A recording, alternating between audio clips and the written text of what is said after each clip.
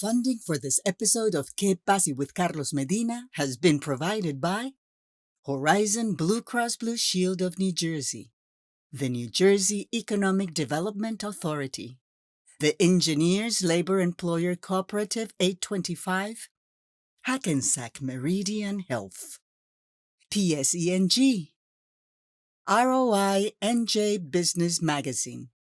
Bienvenidos, familia. Welcome back to Que Pasa. I'm Carlos Medina, and we have an exciting episode filled with soccer energy, entrepreneurship, and cultural pride.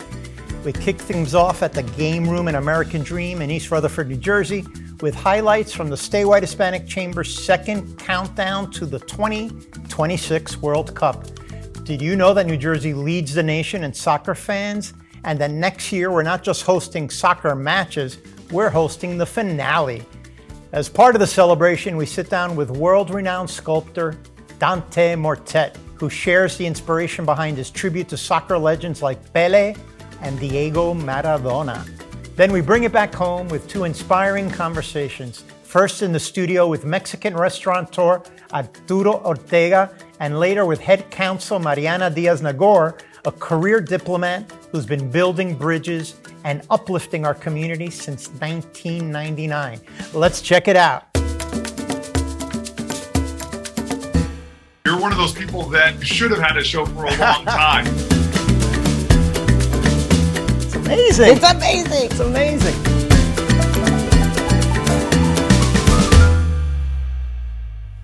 Almost 500 business people gathered for the New Jersey Hispanic Chamber's 2026 World Cup countdown at the American Dream Mall. It was a high-packed event with the opportunity for folks to connect, collaborate, and elevate Latino and Hispanic businesses throughout the tri-state area. The 2026 World Cup is projected to generate over $3 billion in economic activity, create 14,000 jobs, and attract more than 1 million visitors to our region. New Jersey has been nicknamed Soccer Central, and one of the reasons is we have the largest concentration of soccer fans in the United States, and we're proud not only to be hosting, but to be hosting the finale. This isn't just a business event, it's a cultural moment, a powerful intersection of heritage, opportunity, and leadership. We're featuring Italian sculptor Dante Mortet, whose famous Mano Artegana project honors icons like Pelé, blending legacy, sport, and timeless craftsmanship. So Dante, tell me, I know in your family, art is a tradition, generations and generations. Tell me how you fell in love with football, soccer, and also with art, and how you combine those two forces for good. Nosotros somos una familia muy antigua, italiana, de artesanía y de artistas. Tenemos seis generaciones. Empezamos antes, digamos, del 1900, 1860, 1870, en Florencia, luego en Roma. Ya llegamos al tiempo de nosotros, trabajamos por muchos, digamos, por los últimos 7 papas. Entonces hacemos arte sagrada, escultura, premios. Y luego en los últimos años yo enfoqué mucho en la escultura del deporte porque creo mucho que el deporte es arte y entonces podemos mezclar estas dos cosas para mostrar a través de la escultura, a través de la pintura, a través del arte, la pasión que es la verdadera, es lo que mueve de verdad el deporte y el fútbol. Entonces la pasión a través del arte, dos cosas que no tenemos que mixarla mucho, ya sale por su cuenta. You mentioned familia, which we use a lot at the chamber, and I know Yes. in Italian you have a G in there. Yes. Pero familia is also a lot of the people you've met, the players. Yes. So tell me how you've been able to navigate working with a player and capturing their art, but also the friendship. How do you navigate that world? Sí, yo fui jugador también, Okay. entonces fui jugador de fútbol de salón profesional, entonces entiendo lo que es los futbolistas, como piensas, pero en este caso me pongo en otro lado, entonces hablé con muchos futbolistas famosos y me volví amigos. ¿Por qué? Porque no hablamos de fútbol, empezamos a hablar de arte, esto me divierte mucho, entonces hablar con Ibrahimovic de arte o Thiago Silva de arte, hasta Pelé, que fue mi gran satisfacción en la vida, ¿no? Entonces, todos los futbolistas hablando de arte es muy divertido y descubre una sensibilidad tal vez escondida, porque sí, gana millones, pero tienes una sensibilidad increíble, ¿no? Hay algunos que son impresionantes. Una persona que yo pienso en mi vida fue muy importante entre los futbolistas que he conocido es seguramente Marco Materazzi, porque a mí no me gustaba Marco Materazzi antes de conocerlo. Y cuando lo conocí, descubrí un hombre increíble, una persona de verdad, un gran atleta, un gran persona que es muy sencillo, así como puedo decir seguramente Thiago Silva, que para mí fue un gran personaje que todavía sigue, ¿no? A la edad que tiene, es un gran ejemplo, una gran personalidad y bueno, otro personaje grande fue Pelé, te imaginas, ¿no? Es una gran satisfacción para mí haber hecho el pie, la escultura del pie, la escultura, donde soy más orgulloso, la escultura de sus manos. Entonces con Pelé contamos una historia increíble, ¿no? La de la escultura de las manos de Pelé, que no solo es la escultura del jugador, del primer número 10, ¿no? La mano que hace 10, pero es una mano que rompe la red social a la época, donde Pelé era una persona de color y tú sabes que en esa época las personas de color sufrían mucho. Entonces Pelé fue el primero que rompió la red de la ignorancia. Entonces esta escultura no es una escultura de fútbol y compartimos con Pelé el tema social. Entonces estas personas son increíbles, hay veces que no estoy de acuerdo que siempre son ejemplo, pero hay algunos que son ejemplo. Entonces puede ayudar seguramente los niños, las personas a crecer. Y digo la verdad, he tenido la suerte de conocer estos personajes que son un ejemplo para los jóvenes, seguro.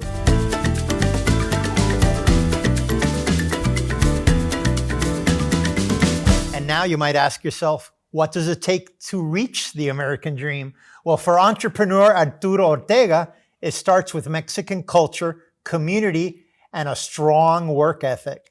He's built a thriving restaurant business that honors its heritage and brings people together from all over New Jersey to celebrate birthdays, anniversaries, or simply to enjoy authentic Mexican cuisine in a space that is very welcoming. His journey reflects the entrepreneurial spirit thriving in today's Latino community. So what advice does he have for others chasing their own dream? Let's find out. Arturo, welcome to Que Pasa. Now, you had a passion for obviously your culture, Mexican food.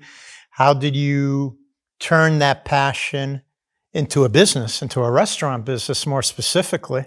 In fact, when I was young, I started doing not restaurant business, but I started working for a restaurant.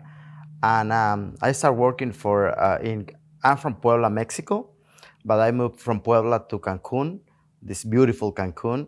And there I was working for I'm gonna say in that moment, it was the most important franchise in a restaurant business. It was Hard Rock Cafe. I worked for this restaurant for 6 years, and I learned many of the things that I know I learned from there. I really like it to work for this company. And then I moved from Mexico to USA because my family, they were living here in New Jersey. I tried to be with my family all together, and that's why I arrived to New Jersey. That's why I moved from Puebla to New Jersey in USA. I mean, building a business is always something that's so challenging. Tell me some of the struggles. And you're one of the people I always remember because during COVID, you actually expanded your businesses. You opened new locations. So tell me about that time. I mean, you're struggling, worried about business, but you're smart enough to say, my future plans, I could pick up some locations now. Yes. In fact, I'm going to say at the beginning, it was very difficult. My first location was open on 2002. And then the second location I opened on 2011. It took me around 9 years to open the second location. And I believe when I opened the second location, it was really difficult because nobody knew about my brand, about my business. It was difficult. I didn't have a liquor license. But I saw an opportunity because when the business started open just patios, I got a big patio in Clifton in one of my locations, and I was able to open 3 patios at the same time. And that was my best opportunity for me. And I did really good, and because of this, I was able to get another location in Carson, New Jersey. In fact, that's my biggest location. I can sit around 400 people at the same time. I love that you took a challenge and turned it into something that was a blessing for your business. Food is a powerful way to share culture. Tell me about the way you kind of tell a story with your food and in your restaurant. I'm from Puebla, Mexico, and I'm gonna say one of my best dishes is a sandwich. It's called Cemita, and not too many people has this kind of sandwich. In fact, when I started my business, I started selling this sandwich that in Puebla is the most popular dish that you can find every corner in Puebla City. And here, I'm gonna say that that's my secret because it's very difficult to find this sandwich here in New Jersey. In fact, and many people in New Jersey and New York is from Puebla, Mexico. So they have, if they want to try a really good sandwich, they have to go to La Fortaleza because we have the best semitas, the best sandwich from Puebla, and that's I'm gonna say that's very important. When you bring something that is very difficult to find and you have the best product, that's the key. Tell me a little bit about the sandwich. Explain to our viewers what's in there. Yeah. Basically, it's like a special Kaiser bread, something like this. I'm gonna say is the most similar. Special Kaiser bread, and we put some avocado. There is this cheese is called queso Oaxaca. It's like a mozzarella cheese, and we also put a piece of steak bread and fried, and chipotle. But this chipotle is very different because it's sweet and spicy at the same time. It's homemade. My mother used to make these chipotles. So basically, this is the Cemita sandwich that we prepare. Tell me what you would tell other entrepreneurs starting their journey. Mm-hmm. What advice would you give them? Because as you've described, it was a tough journey. When somebody asks me for any advice, I always say that if you want to do something that you really love to do. That's, for me, is the most important thing. When you do something that you really love, I'm pretty sure you're gonna make it. And the second one is that you have to open your eyes and see if there is a good opportunity, go and take it. Like let's just, we were talking about the pandemic. In pandemic, I saw a big opportunity to get a new location when everybody was closing restaurants and businesses. I saw the opportunity to a good business, and I'm gonna say now that opportunity is my best business right now. It's the biggest location, and I took it in pandemia. So you have to be ready. Of course, sometimes you're gonna make mistakes. Everybody makes mistakes. You have to learn from the mistakes, but you have to open your eyes and be ready for the big opportunity. How many restaurants total is it again that you have? I have 6 restaurants. Six I restaurants. have 5 locations in New Jersey and 1 location. The newest one is open in Poughkeepsie, New York, upstate New York. Well, keep doing a great job and inspiring us, and thank you. Thank you, Carlos. Thank you for being here.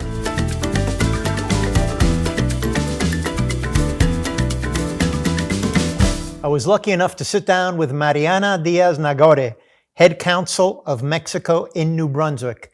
She has over 20 years of experience in the Mexican Foreign Service and has served in major U.S. cities, including New York and Washington, D.C., strengthening ties and advocating for Mexican nationals here in the United States. Let's dive into her work and impact. Check it out. Mariana, welcome to ¿Qué pasa? Thank you, Carlos. Thank you for the invitation. Your career in diplomacy in Mexico spans over 20 years. Tell me how you got started in the Foreign Service. Wow, I started very young. I joined the Foreign Service when I was 25 years old. And I've been very fortunate to have this career that has taken me to lots of places. Consulates in the US, basically. New York, LA, Denver, the consular section of the Embassy of Mexico in Washington, D.C., and now here in New Jersey. So How has that experience? Talk about a diverse geographic experience. You really experienced the whole good portion of the United States. How has that helped your journey here to New Jersey?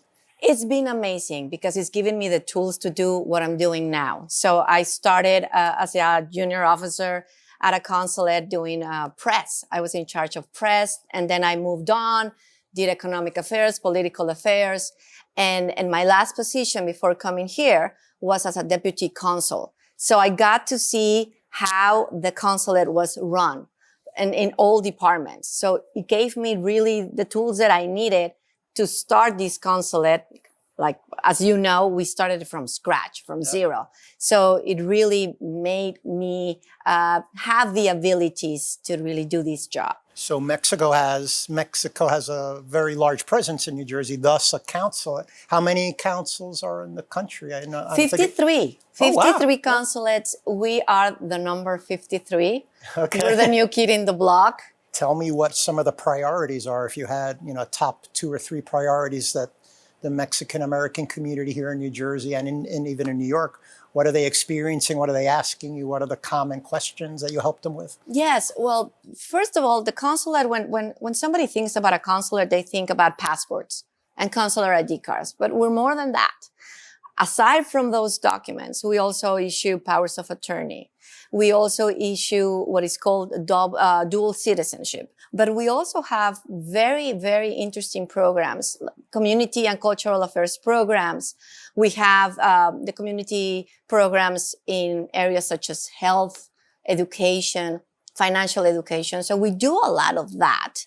And also what is called the protection and legal services that we offer. So those are the 3 pillars of what we do. Sure. And I always make sure that people know, as I said, that we're more than an office for passports.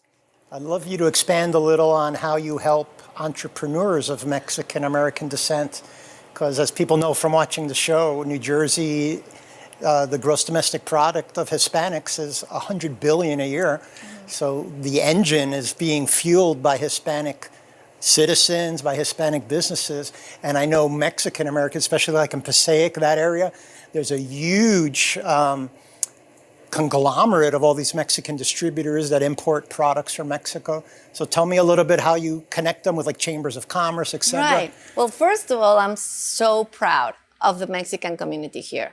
And I'm so proud to see this entrepreneurial aspect of my community.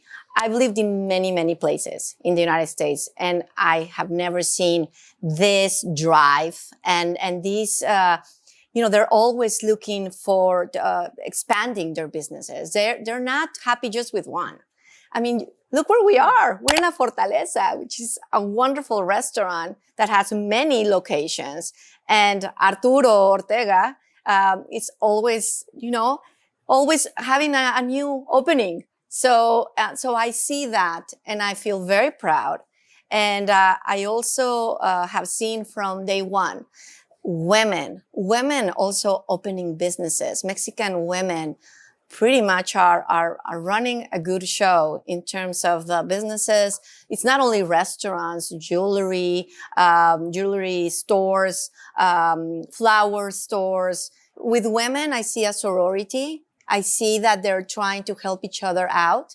And I see, for example, the Chamber of Commerce, the statewide Hispanic Chamber of Commerce, which has a very long name, that it's really, really close to business people. It's a wonderful ecosystem and one that I'm very proud to see. So you mentioned how Latinas and Mexican women are really getting involved in entrepreneurship at amazing numbers, greater than Latino men. Tell me what makes you proud about that, and if you have any cool examples here in New Jersey. What makes me proud of representing Mexican women here, it's their resilience and how driven they are to succeed. And how when they open a business, sometimes they have also to take care of their homes. And sometimes they open their business with their family and they're doing so much at once. But they follow, they follow their heart. They follow their goals. And I think those are role models that they start from scratch. They start from zero, and you see them now, and they're just thriving. And obviously, I think New Jersey, it also gives the resources for businesses to thrive. Chamber of Commerce, the Hispanic Chamber of Commerce provides programs also. And I think women, Mexican women, have taken advantage of those things around them to really build their businesses. So I'm very proud. I like to talk about facts and figures. Do you know what the amount of economic activity between New Jersey and Mexico is? Yes. I thought they were are they at the top or top three? We're top three. Okay. $11 billion. Wow. $11 billion. Right. Of Between economic Mexico activity. and New Jersey. Amazing. Yes, the trade. Amazing. So you spoke a lot about the services that the council offers. What are Mexican Americans here in this region not taking advantage of? What should they be reaching out more often to take advantage of all the free services at the end of the day that you provide? Well, one of the free services, and I touched on that, is the dual citizenship. That's free to register and to get your birth certificate. And I think Mexican Americans that were born here but have not taken the step, they're missing out into getting their citizenship as Mexicans. And why are they missing out? Because they have opportunities in two countries. So they're able to study if they would like to. They could study in Mexico. They could buy property as Mexicans in Mexico. They could work in Mexico. So it opens doors. So I think people should know about that. And the beauty of also having Mexican citizenship with the American citizenship is that you can also pass it to the next generations. So I think that's wonderful to have those opportunities. What I see is also Mexican Americans very attracted, obviously, to culture, to their roots. And so I've made an effort to bring also art to the consulate. And we've been very lucky because we've made collaborations with two schools, with School of Arts, the Mason Gross School of Arts from Rutgers University, and also Middlesex College. So we've brought the work of students. And some of them are Mexican American students. So we display it at the consulate, and we invite everyone that visits us to really take advantage of what we have on the walls. And we have some permanent exhibits too. And for those who have not visited the consulate, which is a beautiful place, it used to be a bank. It used to be a bank, 1908, used to be the Bank of New Jersey. And it has some beautiful vaults, 3. Wow. And 2 of them, we use them to have art inside of the vault. So it's very cool.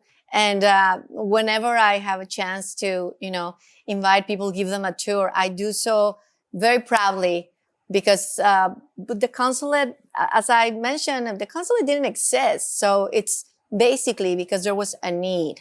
So anybody, Mexican Americans, anybody that wants to visit should feel welcome at our office. So with degrees from UNAM, which is a university in Mexico, and Cambridge, you really have this very impressive educational background that you bring with you. Tell me how that background, that education has really superpowered your career. Thank you. Well, I studied at the UNAM. I studied international relations, and my whole college experience was really aimed to joining the Foreign Service. And I knew that I need to have more to offer. Because it's very competitive to join the Foreign Service in Mexico City and understanding the United States too. So that's when I thought about doing a master's degree in international relations too. So it definitely helped me into, passing the exams that I needed to pass in order to join the Foreign Service. And it also gave me a broader look of the world. So living in another country, also, practicing my English. It really helped out in terms of being able to really to join the Foreign Service. And I went to do my master's degree on a scholarship. So that's the way I could do that. I could take that step. So I'm a person that likes to learn. I'm very curious, and I love to interact with people. and I feel like I learn a lot from people. So it's always the school, what you learn from the books, but also the interactions you have with persons around you. And that's what I love about my job. Thank you, Mariana. Thank you for all you do for New Jersey. I hope people appreciate the hard work and the values that the Mexican Americans add to the mosaic, which is New Jersey. Thank you so much. Thank you for the invitation. Thanks for joining us to celebrate the leaders and stories behind New Jersey's $100 billion Latino GDP, driving change, shaping culture, and building the future beyond the state. You can catch Que Pasa on pbs.org and connect with us on social. Tag us, share your thoughts, and keep the conversation going. For full interviews and exclusive content, check us out and subscribe to our YouTube channel. And don't forget, Que Pasa? Funding for this episode of Que Pasa New Jersey with Carlos Medina has been provided by Horizon Blue Cross Blue Shield of New Jersey, the New Jersey Economic Development Authority, the Engineers Labor Employer Cooperative 825, Hackensack Meridian Health, PSENG, ROI NJ Business Magazine.